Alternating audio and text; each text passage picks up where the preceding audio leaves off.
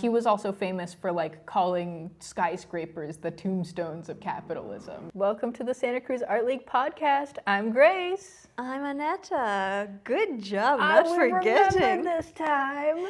We are bringing you the celebratory episode number 40. I started over my words. It's number 40. I'm just that excited. Yes. In this episode, we are going to talk about the galleries. We have visited what's happening at the Art League, art classes, and what we learned in art classes, and some of big and scary projects both of us are undertaking in our own creative practice. So stay tuned. Stay tuned. Episode number 40, my friends. Yes. Exciting. I know, I'm so stoked. I can't believe it's been 40 episodes already. Yeah, and honestly, I feel like we're just starting in terms of getting the groove and Into it. and I'm feeling so proud of us. And let me tell you, my friends, I'm going to be singing praises to Linda Lord and her classes. Yes. Oh my goodness. Yeah. Am I so happy that I'm attending Linda's classes. If you haven't considered it, we're going to put the classes on the screen available for you. This episode is going to come out on the 7th. So we'll put on what's available for you, but do not rob yourself of this experience. Oh my gosh. Yeah, and her classes fill up quick, so you better be checking for the next session on our website. They're full. There's not a seat available to squeeze in. And she is just so good.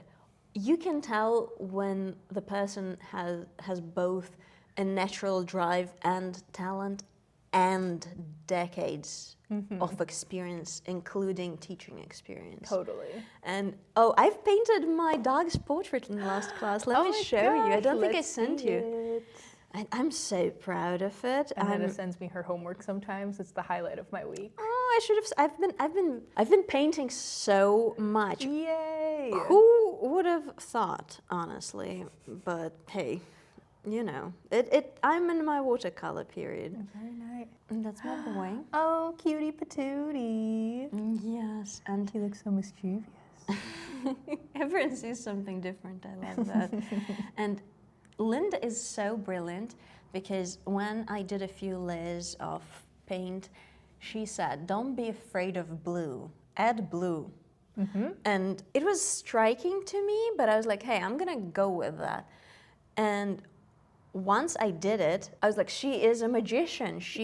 The color theory is so crazy. And I don't know if it's because I'm so close to the subject and emotionally attached to it, but you can see the blue, Got the little just pure blue on top. And it doesn't read as blue in contrast to the other colors, which I think is super interesting in like painting and drawing and stuff. So I'm just so good. Thank you. I'm so grateful to have that, and live with her giving advice or even helping with her hand to those who need it. It's very fascinating. Oh yes.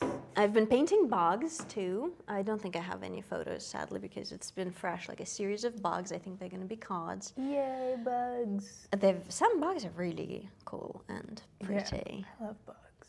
And that was also because of Linda and one of the exercises that she had us do that had some...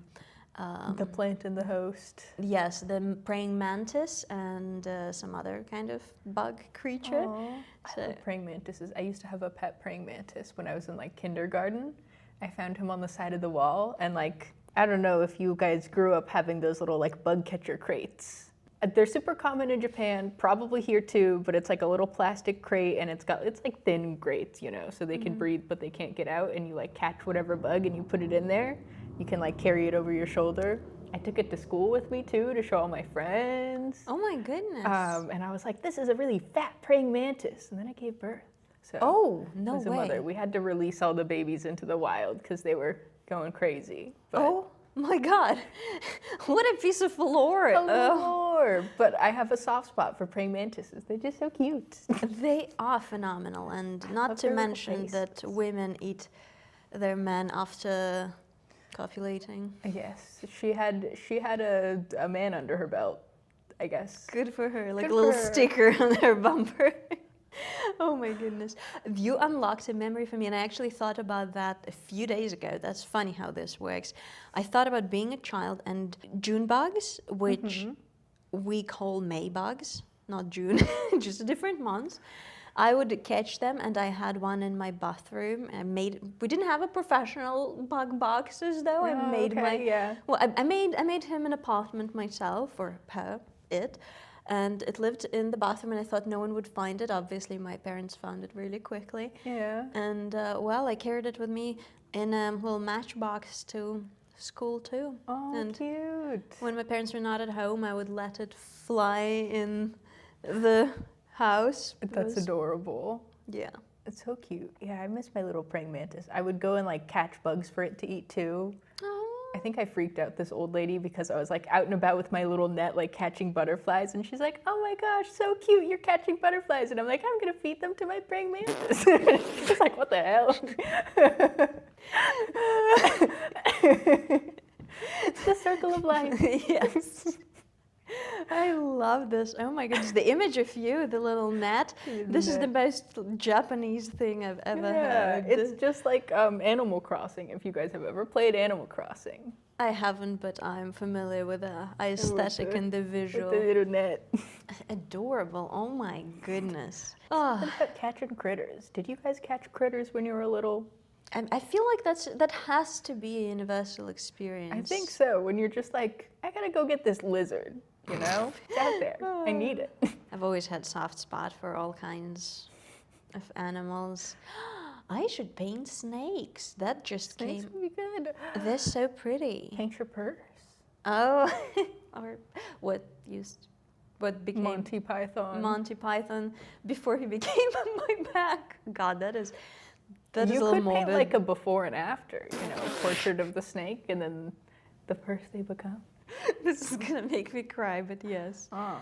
It's all ethically sourced, so that makes me feel better, but yes. Snakes are really beautiful too. They are. And to paint them, I've never tried to paint They're like, really snake challenging because there's like the perspective and like the foreshortening that's happening on snakes. I always struggle anytime they just come out super uneven and like not making any sense. So could be a challenge this week. Mm-hmm. Well, you've tried, I haven't, and I can see how the scales on like the thin, round body, the perspective, the color, and the shading of it could be trying. But I'm up for a challenge, and There we go. I love bringing my work to Linda to get some feedback, and it's always just so on point that I'm like craving it. It's so good. Aw. And on that note, if you also want to paint your pet, we are going to have a class with Toadala on It's 15. true. On the 15th, it's going to be Paint Your Pet. So I know that you guys have pets at home that you adore, or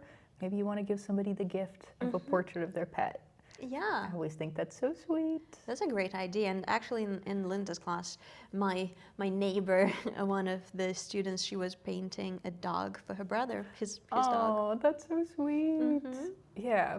Or it could be like a fun little Valentine's Day weekend date idea. Take your partner and you guys can paint your pets. Yes. Speaking about Valentine's, it's quickly approaching, Soon. and I'm not the big on like those commercial holidays, but it's just coinciding. So I am feeling romantic. I am feeling uplifted, and I don't know. I think it's something is in the air. Love is in the air. Love is in the air, and the sun. I think it's California sun. I'm so grateful every single day for our weather, Truly. especially knowing that a lot of the rest of the world, and I'm not even talking about Kamchatka that had, you know, the crazy few snow. stories of snow buried under. But even within the US, Yeah, it's been crazy cold. so I'm not complaining. I'm so grateful. I'm feeling blessed. I'm feeling good about that. Creating a lot. And just so that it's not too sugary and sweet and be like, okay, get out of here. Guess what had to give? Guess what had to give in my life? What had to give? My house. My house looks a mess. It'd be like that sometimes because as much I think as we strive to have it all and to do it all, something always has to give. There's no doing it all. And this past 2 weeks, I'd say it had been slowly going downhill. When you're kind of like, I should probably clean this, and then you're like, yeah, I probably should. I'm so tired.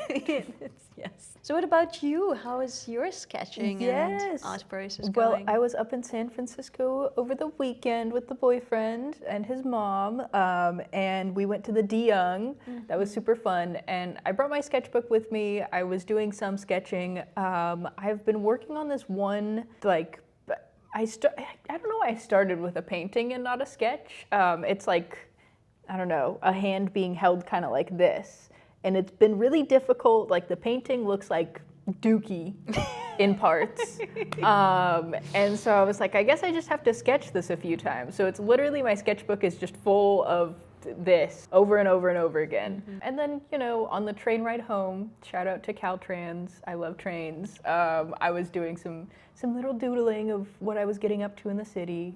So it was fun. It was a fun time. Can we put some on the screen because you shared with me? Yes, we can put some on the screen. Beautiful. Exciting stuff. No, look, that's, I think, that's a testament to you keeping to the intention that you set like a couple of weeks ago to sketch more, and I think you are doing exactly that. And the pose that you chose for the painting, like I remember like asking you like what You're is like, I sent a photo this? of my hands to be like, is this? It's such a powerful hand pose and it's very challenging. It's been really hard. I was like, oh, this looks cool, I'm gonna paint it. I went right to painting like an idiot. No, it's fine. You learn a lot from it. But I was like, I like the colors of it that I ended up with, but like the index finger just looks wrong. So I was like, I'm gonna have to sketch this out many times over, which is weird because I feel like in my artistic journey I've never been like a multiple sketches and like planning out a painting kind of artist, but maybe I just haven't been doing anything too challenging, or I like start without a sketch and then I'm like, I hate how this looks, and then I just give up, which is also been the case in the past. That happens. So it turns out that sketching out your stuff before you paint it is a helpful process. Always. Who would have known? Who would have known thought that you should do some studies? Yes, look, I think you're doing great, and I'm really excited to see how the final process turns out. Look. We'll see. Hopefully, fingers and toes crossed, it'll look okay. Yeah, and the thing is, once you finish it and once you are happy with it, you feel so proud of yourself. It's gonna be so lit. It's just so satisfying to finish a large project, especially that is laborious and that had a lot of love and hours and attention poured into it. So I think the result will be very pleasantly surprising to you. Fingers and toes crossed. Also though, if you guys would like to improve on your art techniques, we have lots of classes going on at the Art League. Susie Wilson is starting a class. I think that it is already going to be started by the time this episode comes out, but she has a really awesome drawing class. I think it's still lifes. It's called Back to Basics. But she noticed that a lot of her students and just a lot of people who take art classes around here in general have never taken like a foundational drawing class. And I cannot emphasize how helpful that is to have in your arsenal, to take just like basic drawing classes. It'll improve your painting, it'll improve whatever medium you're working in, because it just trains you to see. 100%.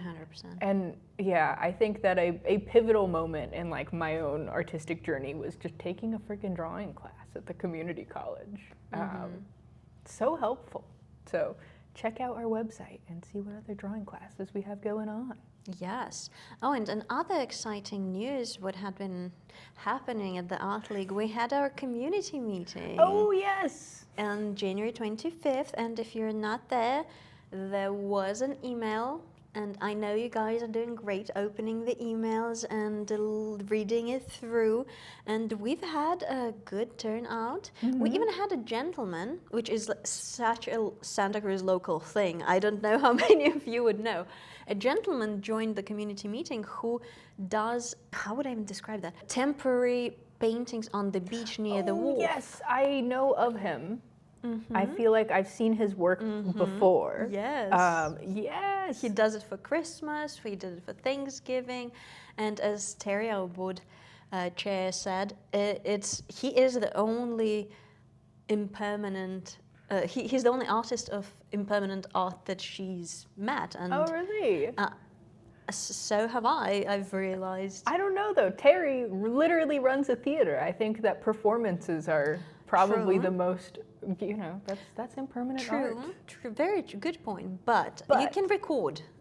And he records his impermanent art too. I mean, he takes photos, and videos. Yeah, and he posts them on social media. And we had other, obviously, community members.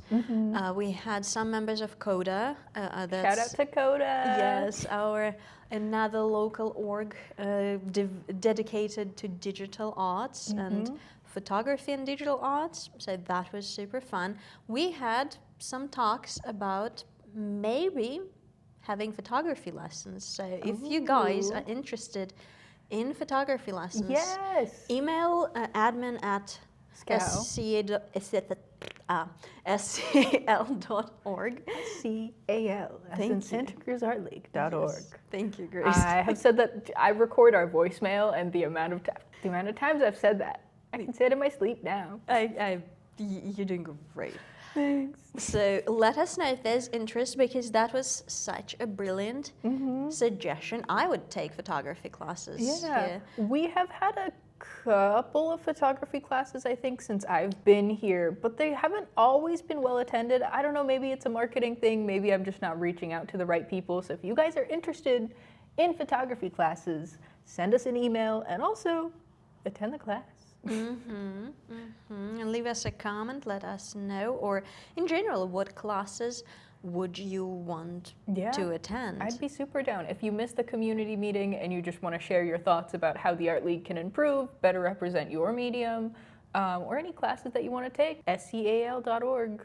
We got a request page, or you can email us. That was really fun, and just to have an opportunity to talk to our community members of the Art League, our board members. It was a very, very productive meeting, I would say. That's awesome. I think the first time that we met you as an organization, I wasn't at last year's community meeting either, but you were at a community meeting last year, and you were like, I want to do content for the Art League. Yeah, put me to good use. Yes, and then it took us months to get back to you, but that's okay. It's a small org, so if you, my friend, want to donate some of your time and effort and love, you can do that just the way we do it. And you just show up. You can send us an email, give us a call. I want to volunteer. If there's something that you want to do specifically, we're here for that. Or if you're just I want to hang out at the receptions and talk to artists, that's something you can do too. Great point. Yeah. Or if you want to learn how to hang art, volunteer hanging art, because yes, sometimes we do have a professional hanging some of our exhibits, but a lot of the times that's just it's community members who show up to help hang. Exactly, people showing up. So come on over. You'll be in great hands and great company, and well guided and walked through. Yes, I promise we're really fun. So yes, if you can't tell, it's always a good time here. Yes.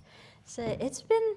I'm just feeling very inspired, and while my house looks a mess, that's how you know the inspiration's hidden. It's been hitting way too hard, and I have thoughts of bigger projects in watercolor, like big format. Ooh. And I don't think I have done like a large format in watercolor. Maybe I'm not used to seeing watercolor in large format. Exactly. You know, the biggest you see is maybe like this. Even when we were having our watercolor show, we had a few really big pieces, but they weren't common. So I'm excited to see some large watercolor. You see, I just love a challenge. Give me a new medium, or I mean, watercolor obviously is not a new medium for me, but like I said, and I'm not going to get tired of saying that, Linda Lord just revived my love and passion for watercolor and for it as a medium. I respect it so much, and it's just so fun. So I want to challenge myself. One is kind of foliage landscapey, and another one would be a self-portrait. Exciting stuff. Yeah. So I'm just trying to bend the borders of what I'm comfortable with and kind of challenge myself constantly to push past that line. I'm such a big fan of a self-portrait. I love seeing different artists' interpretations of themselves. I love seeing people's self-portraits over time. Like, not only do you change aesthetically over time, but like your skill level or your comfort or whatever medium that you're using changes over time. So I always think it's really interesting. I love seeing people's self-portraits. Interesting. Ooh. Well, mine I have in mind is a photo of myself that I would be using as a reference. I don't think my skills are, you know, to the level of the Renaissance where you sit in front of the mirror and just with oil raw dog it. I've ever done a self-portrait like that. It's always been from a picture. Okay, we need to see some of your self-portraits. I don't think I've seen your self-portrait. That's true. So over time, my self-portraits have like become less about the face because I'm like, I don't see that, you know? Even when I draw myself, I'm not really looking at like a picture. I'm just like, this is kind of what I look like in my head if I'm drawing my face. Usually, like I'm usually like painting my hands. I have this one painting that was of my thighs that was in a show at PVA and is sold. It's not with me anymore. It was a good one. I like that one. That's one of my favorites. But like those feel more like a self-portrait to me because it's like this is what I'm seeing of myself. Not to say that like you can't, like the traditional self-portrait is the face, and I have some of those too. See if I can send some in. Yeah, how exciting. Yes, you'll get to see my watercolor era. Ooh, I am so looking forward to that. You're up for a treat, my friend. Yes, yeah, although like my watercolor era, so it was Crayola washable markers, and then like one of those watercolor brushes that has like the compartment in it, and I would just take my sketchbook with me everywhere. It was like, I think I started doing that in like high school through like when I was maybe like 22, 23, and then I switched over to acrylics a little bit, but like the whole time, almost all of my art was like Crayola washable markers and like pen and ink watercolor. Interesting. It's because it's really cheap. It's like $5-6 for a pack of Crayola markers, and you got all the colors you need there. But I also think it's really influenced my use of color in general because like I had this limited palette of like super bright colors, and you have to figure out how to like get something that's maybe a little bit more realistic. It doesn't have to be out of that. And so now even like I'm not limited to that palette anymore, but I still gravitate towards like using a little bit of neon color in whatever I'm doing. Yeah, 100%. So how fun. A little my more. Goodness. I love this for us. Mine will not have a face, it's just like my body. And I'm really looking forward to making it happen. And hopefully, like I'll finish it before I finish my classes with Linda, so I can bring it to her for some constructive critique. And well, I'm gonna say something I didn't think I would say, but I might be in my realism era. Oh, we talked about this a little bit last week, that you're like, I'm starting to like realism a little bit again. I mean, it's kind of realism teetering on the line with impressionism and expressionism. Yeah, I mean, like there's lots of ways to get less abstract and more, it's a spectrum. Exactly, but like for someone who worked with an absolutely abstract concepts and expression and various 3D mediums, to me that is realism. You know? And I guess that's up for debate. What is realism? And it has. Is it debatable? I don't know. If it looks like the thing that you're drawing, if it resembles the thing that you're drawing, then it's probably going to be somewhere on the spectrum of realism. You know.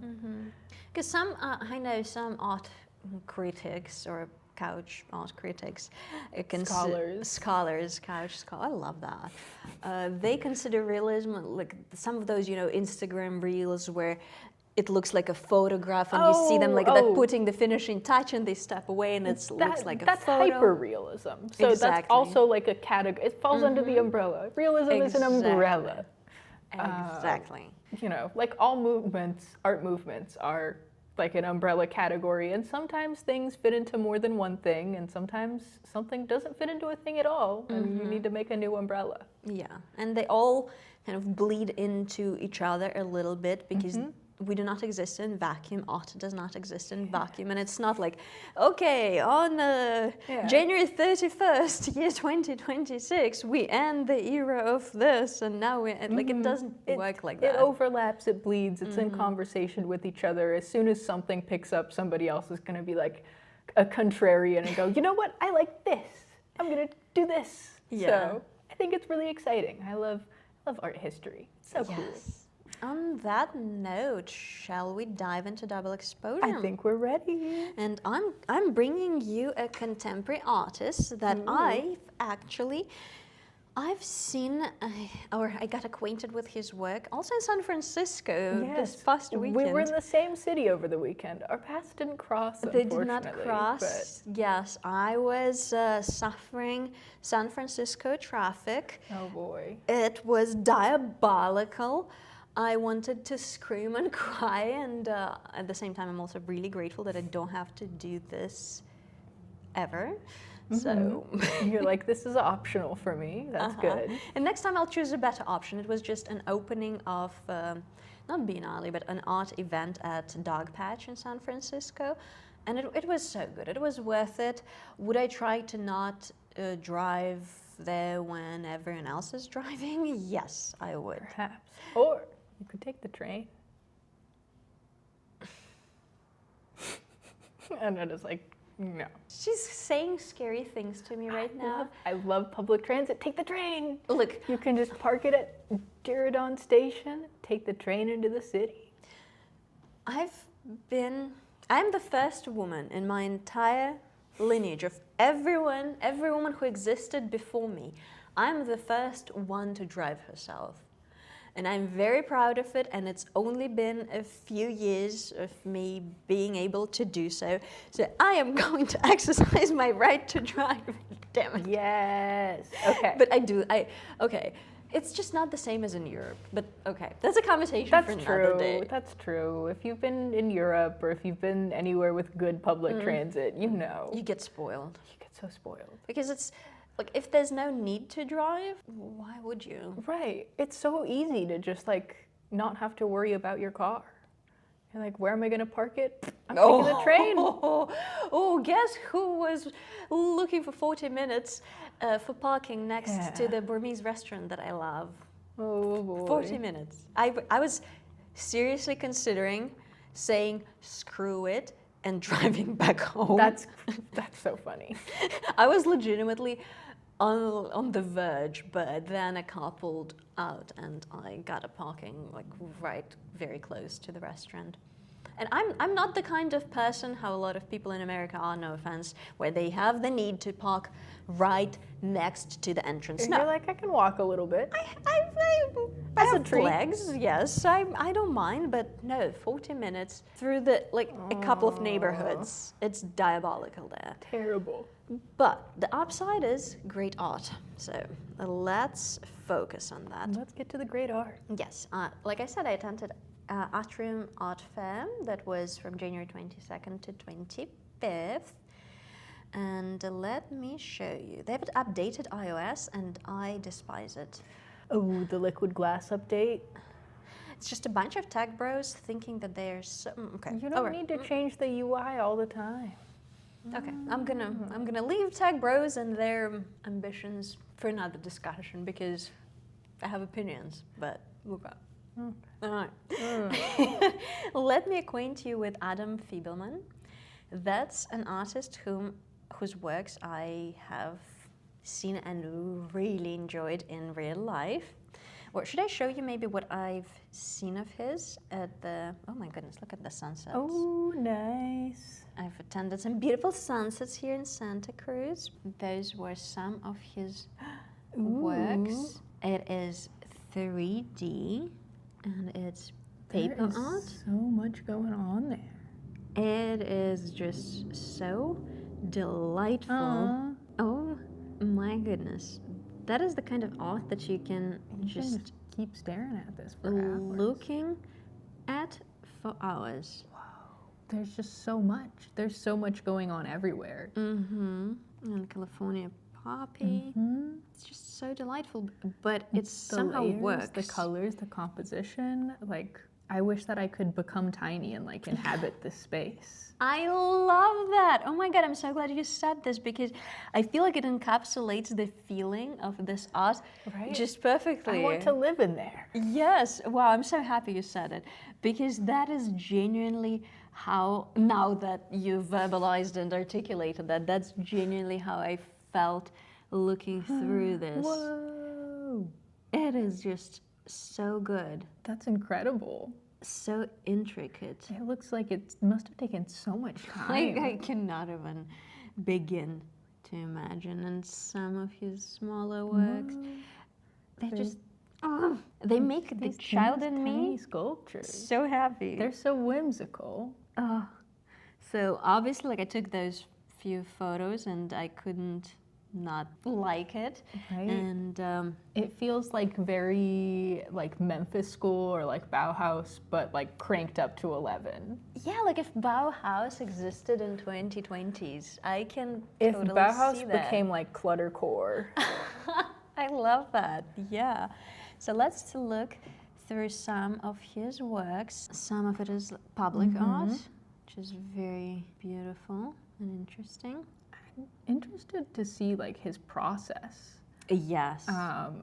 Like it looks like it's maybe CNC cut and then assembled. It's just so divine. It's so meticulous too. I wonder if he gets these ideas and just like cuts out a bunch of different shapes and stuff and then figures out how they assemble, or does he like see this kind of vision and then go and cut everything out and start assembling it? It's really interesting. It's very playful.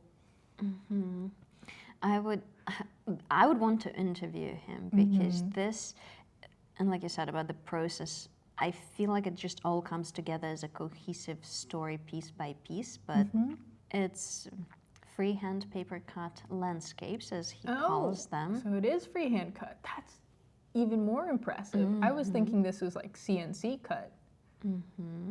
Some of his like 3D sculptures, some of the that's so cool. It makes me want to squeal with joy. And some of the kind of more paper art cut a little out. bit more minimalist. Oh, some of the redwoods. Yeah, the texture on that is divine. And you can see like the sewing machine line. It's so good.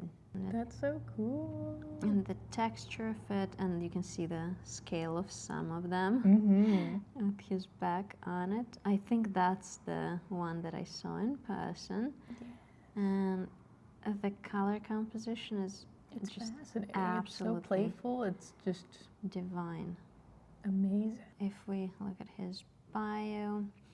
Yeah, so he was born in Albuquerque, New Mexico. Shout out to New Mexico, love you guys. And he lived in San Francisco Bay Area since 1997. So our own, I might say. He's one of us. Yes, and has just been working on his craft, and he's received several scholarships, and for several years he has been accepting commissions, which I think you can see reflecting in some of his public art, some of like not the banisters but the dividers, and hedges, which is inspiring to me, shockingly, because I don't know if you... I'm a big fan of public art. Yes, I'm a big fan of public art, but if you've watched the podcast or you know me, you know I'm kind of... I don't like commissions.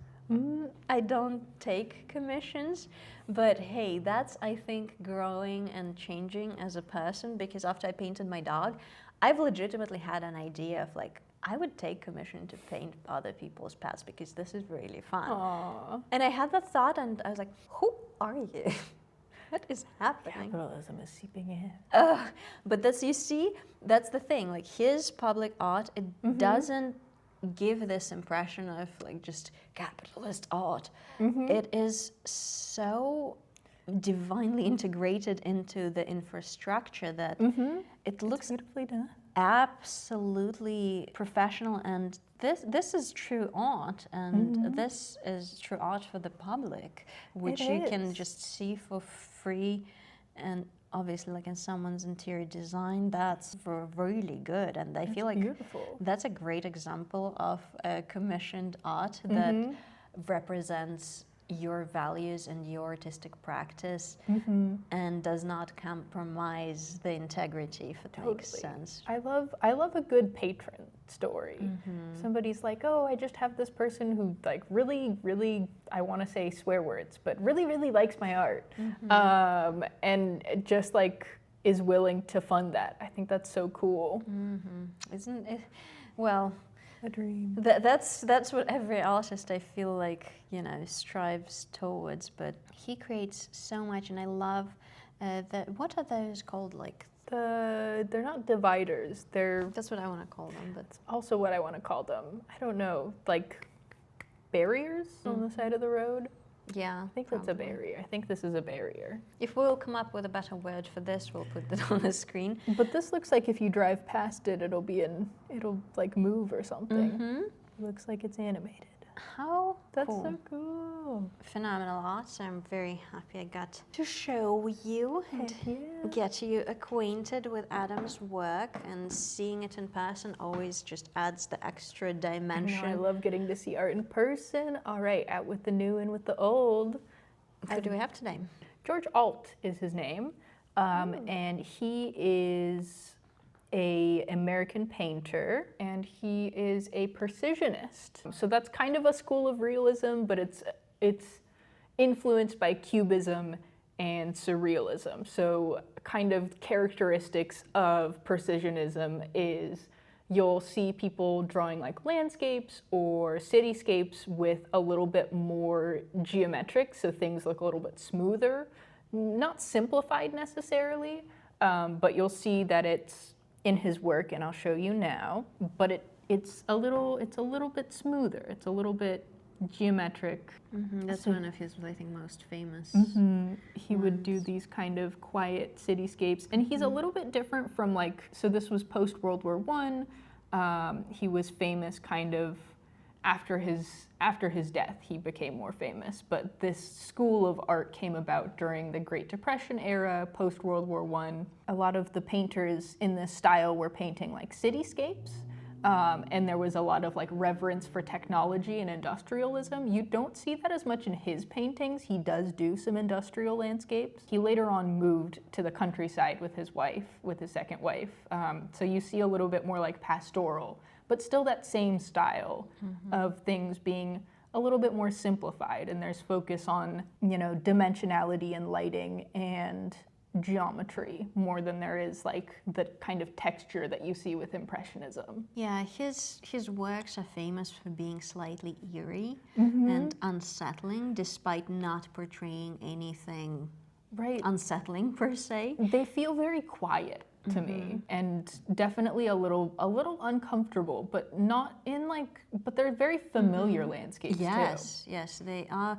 Like they feel like you've been there. Or his, for example, paintings of New York and the boroughs, they feel very familiar. Of like, yeah, I feel like I've seen this. But they're like uninhabited, kind of in the same way that you see with like contemporary like meme culture and stuff, where people are posting about like liminal spaces that look really familiar, but they're kind of uninhabited, and you can't tell what time of day it is. Like a lot of his paintings give off that feeling to me because like this looks like it could be in the evening, but the sky is so bright that it almost gives that kind of liminal effect, and there's no people even though it's the city, which I think is a really interesting, or even in this one there are 2 people, but there should be more. It's a city. His paintings feel or have felt to me a little lonely, or just him portraying the feeling of loneliness really well, which I don't know much about his like psychological struggles, but I do know that he took his life. Yes. So the story is that he went out on like a walk on a stormy night and like fell into the lake. The coroners ruled it a suicide. It's still a little debatable whether or not that's actually what happened, but he was very reclusive. He didn't see a lot of success artistically in his life because he was notoriously, secluded and not as easy to work with for galleries. But he still had really beautiful work, and his wife said that like he was, using paintings to like kind of make the world kind of stand still, which I think is a really interesting way of. That's a very good way to put it. Yeah. Yeah. But anyways, it's so distinct. It really is. His style is. It's kind of like hard to mix it up with anything because it does portray the change and this industrialization of society, but not in a way like Cassandra with his trains dynamically moving forward with steam blasting. It's very different. It's not very like glorifying of technology. I think he was also famous for like calling skyscrapers the tombstones of capitalism, which is, go off, king. And so I think a lot of that kind of translates into his work where, I think the cityscapes just feel very, very isolating. But he just does such amazing work with his like lights and portraying the moon and how it's casting shadows, and it's just very interesting. Beautiful work. The composition and perspective is usually very on point, very angular, and with some softer objects in the frame. And did he have, I think it was him with his still life, fact check me that I'm not making this up, some of his paintings was found on like a show, the antique show. Oh, I don't know about that. Let's Google it. Antiques Roadshow. I think that's the painting that they like found. That was his? No, this is George Copeland. No, that's his middle name. Oh yeah, just kidding. I'm like, who's George? This painting in particular feels very Charles Prentice to me. It does feel very different from the rest of his works. It doesn't look like his works usually do. I think that's really interesting. But yeah, he also did some still lifes too, which are just really beautifully done. Very vivid and attempt at very realistic. Yes. I wouldn't be able to tell that that's him. Right? It's not very, some of his still lifes aren't very precisionist, which just goes to show you too, like the people who are really great at a specific style, like a lot of times they're kind of bringing their foundational knowledge of realism into whatever they're working in. Yeah, and I obviously prefer his very distinct style of that makes him recognizable. And that's a good conversation of becoming discovered after his passing. And me again chiming in with like, I don't think that's the worst thing ever. Perhaps not. Because if he was this kind of a recluse person who wanted to just create in peace, let man create in peace. You know what I say? And we luckily get to enjoy it regardless. So. Yeah. He was a foundational piece, I think, as a puzzle. And if you're watching the show and all of the illustrators, I feel like that we've covered, and we've covered a few, this fits like perfectly to tie it all in. I feel like it all fits together. So I saw one of his pieces at the De Young, and I was like, I need to know more about this guy. And so that's why it's important to go out and see art. You'll learn Yes. more about artists. Yes, and we both were in the city, just our paths did not cross this time. But maybe we'll do some We'll have more. to do it again. We're still cultural up for Bass Pro Shop at some point. I forgot about that. Oh my goodness, yes. We spent like half an episode talking about Bass Pro Shop. I know, that was a funny one. We were chatting. I know. My mom, I've told her about the podcast before, but I like re-mentioned it, and she was like, "Oh, watch the episode," and she's like, "What's up with Bass Pro Shop?" Hi, Mom. It'd be like that sometimes. Yeah. Grace's mom, it took me off guard too, if that makes you feel better. But hey, we just spoke about the importance of pushing yourself out of your comfort zone. And going to different cultural sites. Exactly, challenging your norms, challenging your habits. Yeah. I can't imagine a better one than Bass Pro Shop. Can't believe it's getting a shout out again. Again, sponsor us, Bass Pro Shop. Grace clearly has some heavy feelings around you. I'm not always stoked to be there. It's a little overwhelming experience for me, but I'm like, this feels very culture right now. Anytime I'm in a... I'm so intrigued and excited. We gotta deliver, guys. One of those days. We gotta, maybe, if we can get the funding for it, we should take a cross-country road trip to visit every Bass Pro Shop. I don't know where that is coming from, but hey, if we get the funding, I'm down. Maybe we can set up. Do they have like in REI the tents? Maybe we can sit in a tent with mic'd up and record a podcast for you guys. There we go. I'm sure it would make great still lives, like if you know. Yeah, if we just went from Bass Pro Shop to Bass Pro Shop painting it. I don't see why not. Hey, let me know who's trying to fund my trip. it's just Grace gunning for just me. Bass Pro Shop funding. I'm down. Look, I'm all in. I can't believe that yet another episode. We're rounding up. Let's see how many episodes. Have we shouted out Renoir? Speaking of my love, yes. my love, my man. Speaking of ongoing bits, I hope you're doing good, Renoir. I hope you're doing good. I love you. I love you. I miss you. You're so influential. Come back, Renoir.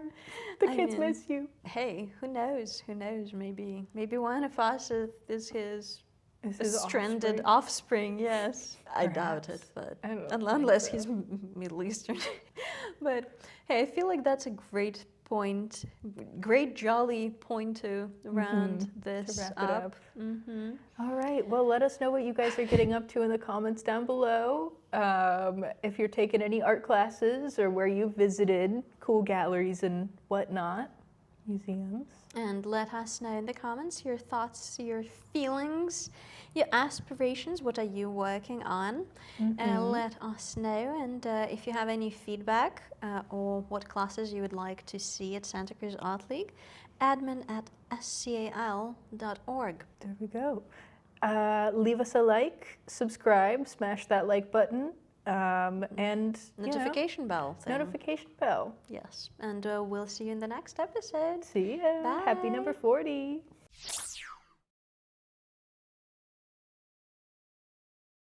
Thumbnail.